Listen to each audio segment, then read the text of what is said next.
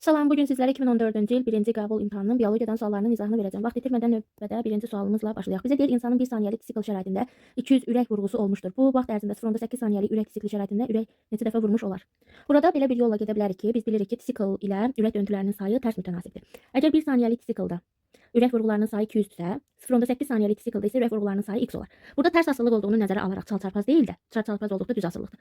Lakin qarşı-qarşıya vurduqda tapsaq, yəni 0.8 x bərabərdir 200, x bərabərdir 250. Bu şəkildə olmuş olar. Yəni sikl bu şəkildə tapılır. Belə qeyd edə bilərik ki, 1 saniyəlik sikl bu şəkildə tapılır. Delta t bərabərdir böyük t, yəni zaman bölünsün vurğuların sayı, daha doğrusu vurğuların sayını zamana bölək.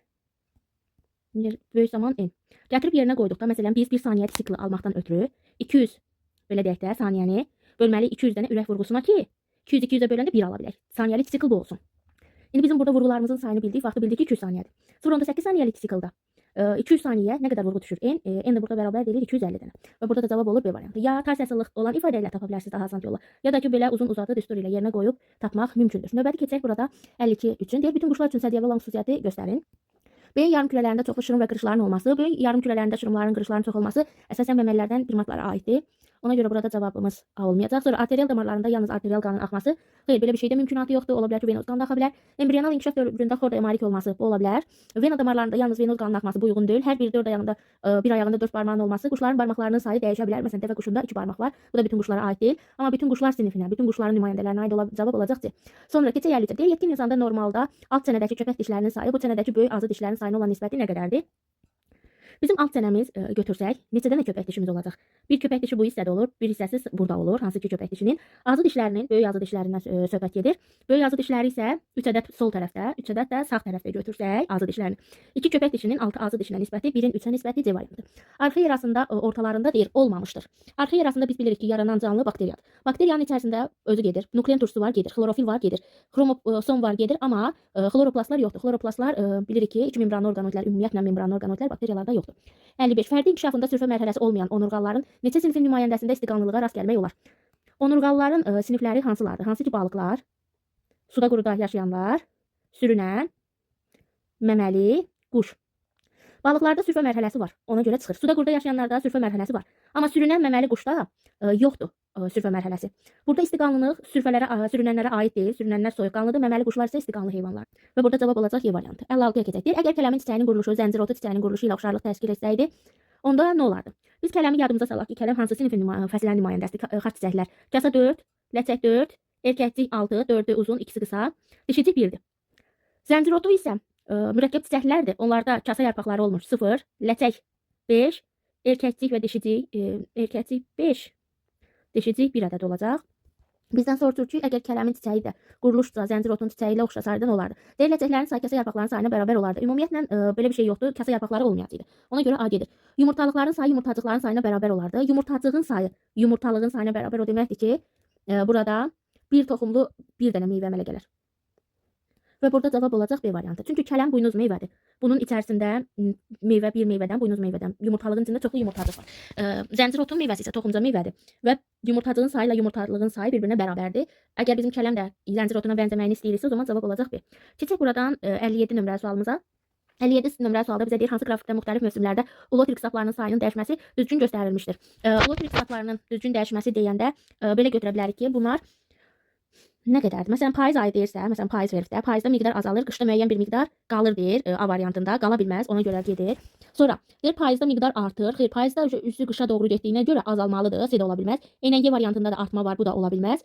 B variantında da ola bilməz, çünki deyir, artır. Payızda heç vaxt miqdar arta bilməz, payızda miqdar azalır tamamilə. Qışda 0 olur, artıq yazda yaya doğru getdikcə arta gedir, buna uyğun cavab olacaq deyir.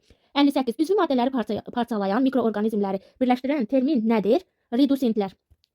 Hansı ki parçalayan mikroorqanizmlər, hamısı bir yerdə gedir, redusentlər. İnsan parlaq işıqda rəngləri daha yaxşı seçir, çünki bu vaxt parlaq işıqda rəngləri seçən kolbacıqlardır. Kolbacıqların fəaliyyəti güclənir. Sonra 60. Hansı heyvan bədənini sümük pulcuqlarla örtülüdür deyir. Burada biz baxacağıq nəyə? Burada olacaqdır. Biz quyruq skatların üstü, balina, akulan falan üstü olmur. Neştərçənin üstü dəridir. Tritonun üstündə pulcuq var, amma sümük pulcuqlar deyil. Latmeriyanın üzəri sümük pulcuqlarla örtülü olacaq. Keçək 61-ə. Məsələ, bizə deyir, toyuğun cinsiyyət vəzlərinin yetişmə zonasının sonunda qametlərlə eyni cinsiyyət kromosomu daşıyan yönəldici cisimlərdəki autosom kromosomların sayı 152 olarsa, yetişmə zonasına necə hüceyrə daxil olur? Bütün qametlər eyni cinsiyyət kromosomu daşıyır, 2-yə 78-dir. Biz bilirik ki, yetişmə zonasına bir hüceyrə daxil olur, hansı ki bu hüceyrədən sonda bir dənə böyük hüceyrə, yaranır. Sonra bir dənə balaca hüceyrə yaranır. Eynilə böyük hüceyrədə öz növbəsində bir böyük, bir kiçik yaranır. Bunu da bu şəkildə yazsaq, kiçiklər də kiçiklərə yaranır. Deyir, toyuğun cinsiyyət vəzlərinin yetişməz olmasının sonunda qametlər eyni sayda xromosom daşıyan yönəldici cisimlərdə autosom xromosomların sayı 152 olarsa, eyni qametlə eyni cinsiyyət xromosomu daşıyan bax bu olacaq. Tutaq ki, hamısı X-la gəlir. Bu ikisi Y-dir. Hansı ki biz bilirdik ki, toyuqda müxtəlif olur. X, Y olur cinsiyyət xromosomu. Heterozigotdur. İndi bizə deyir, yönəldici cisimciyi ilə, yəni qametinlə eyni xromosom daşıyan yönəldici cisimcikdəkidir. Autosom xromosomların cəmi 152-dir. Mən bilirəm ki, bu 2N-i 78-dir də. Bu 2N bərabərdir 76 dənə autosom, 2 dənə cinsiyyət var. Bunlar N xromosom dəstinə malikdirsə, onda mən bunun yarısını götürəndə N bərabərdir 76-nı 2-yə bölsəm, eləyəcək nə qədər? 38. 38 üstə gəlinsin 1. İndi burada toplayıram. 2 dənə hüceyrə olanda, 2 hüceyrə olanda, ikisində bir yerdə autosomların sayı 38, 76-dır.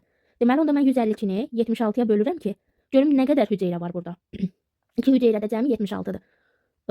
Bu zaman bölən və yaxud da lap 76 deməyək, 38-ə bölək. Bu zamanda 4 dəfə düşəcəkdir. Deməli, 4 ədəd qamet var. Daha doğrusu belə deyək, 2 ədəd qamet var, 2 ədəd yönəldici cisimcik var. 2 ədəd qamet varsa, deməli, başlanğıcda neçə dənə hüceyrə götürülür? Qamet başlanğıcda götürülən hüceyrələrin sayı qədər olur. Bir hüceyrə götürüldükdə bir qamet, deməli 2 hüceyrə götürülübsə, daha doğrusu belə qeyd edim. 4 burada var, 4 burada var. 2 yox, 4 aldığım 4 budur. Deməli 4 dənə hüceyrə daxil olmuş olur B variantı. 62-dir. Sınav şüşəsinə doldurulmuş gölməçə suyunda evqlenalar və infizor tərliklər aşkar edilirdi. Bu da məsələdə evqlena və infizor tərlik.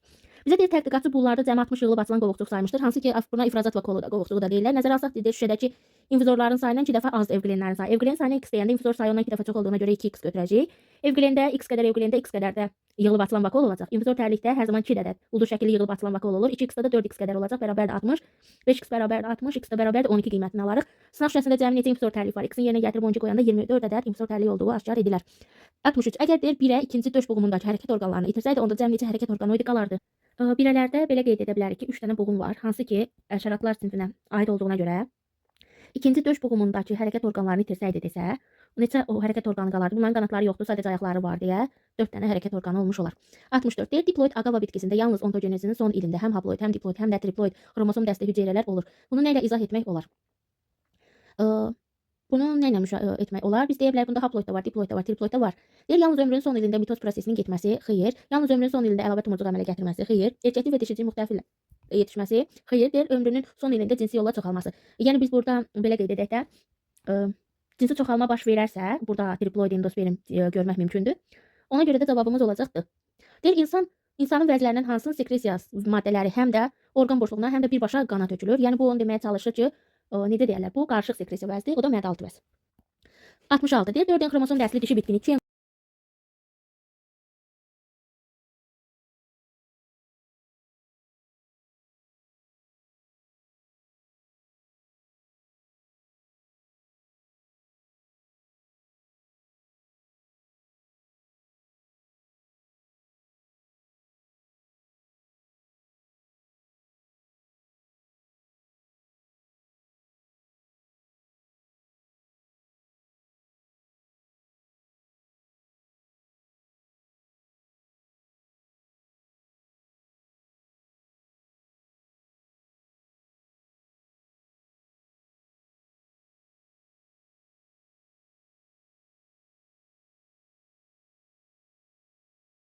66 nömrəli sual hal-hazırda da qəbul imtahanında istifadə edilir. Hətta ki, seleksiya bölməsində Karpachenko metodu olan məsələlər hissəsində var. Bizə deyir ki, dişi bitki 4N-dir. Yazaq dişi 4N. 4N xromosom dəsli dişi bitkini 2N xromosom dəsli erkəklə nə edirlər? Çarpazlaşdırırlar. Deyir, buradan alınan bitkinin Karpachenko metodu tətbiq edildikdən sonra endosperm hüceyrəsi mitozun anafaza mərhələsində xromosom dəslini müəyyən edir. Biz bilirik ki, endosperm nədən əmələ gəlir? Mərkəzi hüceyrə, pilospermi. Mərkəzi hüceyrə ananın öz vəziyyəti nədirsə o qəbul edilir, yəni 4N. Sperm isə atanın yarısı qədər olmalıdır, yəni N götürülür. Deməli, mənim endosperm olur 5N. Karpachenko metodu tətbiq edildikdə xromosom dəsti 2 qat artırılır. 5N olur 10N. Anafaza mərhələsində hər zaman xromosom dəsti 2 dəfə artırılır görə 10N-i 2 dəfə artırdıqda eləyir 20N. Cavab olur B variantı. 67 deyir, insanda baş beyin kötüyündən ürəyə gələn sinirlərin fəaliyyəti müvəqqəti olaraq ləngiyərsə nə baş verər? Baş beyindən gələn sinirlər mən bilirəm ki, parasimpatik sinirlərdir. Parasimpatik sinirlər ürəyin döyüntülərinin artmasına səbəb olar. A variantı. Ürək döyüntüləri artacaq, nəbz vurğuları azalacaqdır. Ləngiyər dediyinə görə, amma ləngi məsələdir, zəiflədəcəkdir. 68. Belə bir sxem verib, hansı ki burada gördüyünüz bu maddənin canlının diploid vəziyyətidir. Bu alınıbdır. Mən burada görürəm ki, bir xromosomun üstündə olan ilişikli genlər elə bir şəkildə qametə düşür. Digərində olan ilişikli genlər isə eynən eyni qametin digərinə düşür. NN olaraq qamet alınır. Və mən buradan baxanda onu müşahidə edirəm ki, Krassingover hadisəsi baş verməyibdir. Sxemdə solda bir canlı xromosomunu və onun üzərində gedən genlər göstərmişdir. Bu canlıda yalnız sağda göstərilən genotipli qametlərin əmələ gəlməsi nəyi sübut edir? Deyir, azalma prosesi zamanı gen sahə mübadiləsinin olmamasını göstərir. Bəli, azalma prosesi meyozdur və meyozda gen sahə mübadiləsi Krassingoverin getmədiyini müəyyən edir. Bunun biraz fərqli versiyası da var. Burada balaca D ilə böyük D-nin yeri dəyişilir. Bu zamanda Krassingoverin getdiyini söyləmək olar. Deyir, insan 11-ci və 12-ci düz qabırğasından məhrum olsaydı, o bu zaman onun döş fəqərələrində bilavasitə neçə sümük birləşərdi? Döş fəqərələrində bilavasitə neçə sümük birləşərdi? Döş fəqərələri bilirik ki, 12 ədəddir. Hansı ki bu döş fəqərələrinə yuxarıdan 7-ci boyun, aşağıdan 1-ci bel fəqərəsi. Ona görə 2 fəqərə birləşirmi? Sonra 24 qabırğa idi. Onun 4 dənəsinin çıxdıqda 20 və bilavasitə birləşəcəklərin sayı olacaqdır 22 Y variantı. 70. Deyir, enli yarpaqlı meşənin 4-cü yarısını təşkil edirlər nələr? Enli yarpaqlı meşənin 4-cü yarısını təşkil edəcəklərimiz deməli 4-cü yarısında artıq ot bitkiləri falan olmalıdır. Ona görə erkək qızını götürə bilərik. Sonra inci çiçəyini götürəcəyik. Sonra dovşan kələmi ot bitkisi kimi götürülə bilər. Bir də çiyələk, yəni ot bitkiləri 4-cü yarısı bu təşkil edir. 3-cü yarısı kol bitkiləri götürməliydik. Buna uyğun da cavab olur C. Xətlər arası deyir, hibridləşmə nəticəsində əmələ gələn və rüşeym xromosom dəsti hexaploid olan aldein çiyələk bitkisi haqqında verilənlərdən hansı doğrudur? Qametində deyir, xromosom dəsti haploid olar. Qametində haploid olması xeyr. 3N olacaq, triploid. Rüşeym hüceyrəsi və endosperm hüceyrələrində xromosom dəstlərinin cəmi 9N-dir. Rüşeym hüceyrəsi bitkinin özüdür, yəni 6N olacaq. Endosperm hüceyrəsi özündən 1.5 dəfə artıq olacaq. 9N olacaq. O da toplayanda 15N verir. Bu deyir 9N-dir, səhvdir. Heterozis effekti müşahidə edilmir. Xətlər arası hibridləşmədə heterozis effekti belə deyək də olur. Amma bu deyir olmur. Doğrunu seç. Səhvdir. Bu deyir xromosom dəstində dominant A geninin miqdarı 2-dən çox ola bilər. Xromosom dəstində dominant A geni, 6N onun 6 dənə homoloji xromosom olduğunu bildirir. A geninin miqdarı 2-dən çox ola bilər, bəli. 4 ola bilər, lap 6 ola bilər, bu doğrudur. Deyir, endosperm hüceyrəsində dəst 6N-də xeyirbəx hesabladıq. Özündən 1.5 dəfə çox olmalıdır, da 9N, bu da səhvdir. Sonra 72. Deyir, hansı mülahizə doğru deyil? Zülalın sintez müddəti artıqca onun kütləsi artır. Bəli, zülala sərf olunan müddət nə qədər çox olarsa, zülalın kütləsi bir o qədər çox olar. Bu doğrudur. Deyir, sintez olunan zülalın kütləsi məlumat rentdən asılı deyil. Xeyr, niyə asılı deyil? Məlumat rentdə nə qədər çox nükleotid ardıcılığı kod olarsa, zülalın kütləsi bir o qədər çox olur. Səbəb olan budur. Ribosom məlumat rentinin üzərində fasilələrlə hərəkət edir. Bəli, yavaş-yavaş fasilə ilə, yəni 2/1/1 saniyə vaxt tələb edir. Bu doğrudur. Ribosomun translyasiyası baş verən hissəsi fəal mərkəz adlanır. Bəli, doğrudur. Bir triplet translyasiyasına maksimum 2/1, yəni 0.2 saniyəcək doğrudur. 73 sözü topluda olan sualdır. Deyir, mətndə buraxılmış sözlərin ardıcıllığını müəyyən edin. Nüvə ilə yanaşı plastit kimi hüceyrə orqanoidlərdə də DNT var. DNT kimdə ola bilər? Mitokondriyada. Ona görə 3 bura gedir. DNT molekulu spiral halında vurulmuş 2 dənə polinükleotid zəncirdən ibarətdir. Onun hər bir monomeri azotlu əsas DNT-dən söhbət gedirsə, dezoksiriboza 8 və fosfat turşu qalığından təşkil olunmuşdur. 3, 6, 8 cavabı olacaq Y variantı.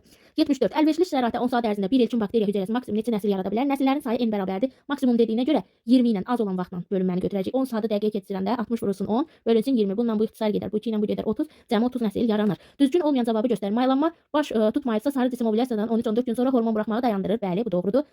Sonra burada deyir, sarı cisim qadın cinsiyyət hormonları hazırlayır. Bəli, sarı cisim hormonu növbəti folikulun yetişməsini ləngidir. Bu da doğrudur. Əgər mayalanma baş verməzsə 13-14 gündən sonra da yeni folikul yetişir və aybaşı fazası başlayır. Rüşeym hüceyrələrinin bir qismi onun hüceyrələrin əmələ gəlməsində iştirak edir. Bəli, sarı cismi yumurtalıqdakı nüvəyə bənzər hüceyrələrdən əmələ gəlir. Sonra Y deyir, sarı cisim müvəqqəti xarici sekresiya vəsidir. Xarici yox, daxili sekresiya vəsidir. Kitabda da var. Səhv olan budur. Yəni sarı cismin hazırladığı hormonlar birbaşa qana ifraz olunur. Orqan boşluğuna deyil.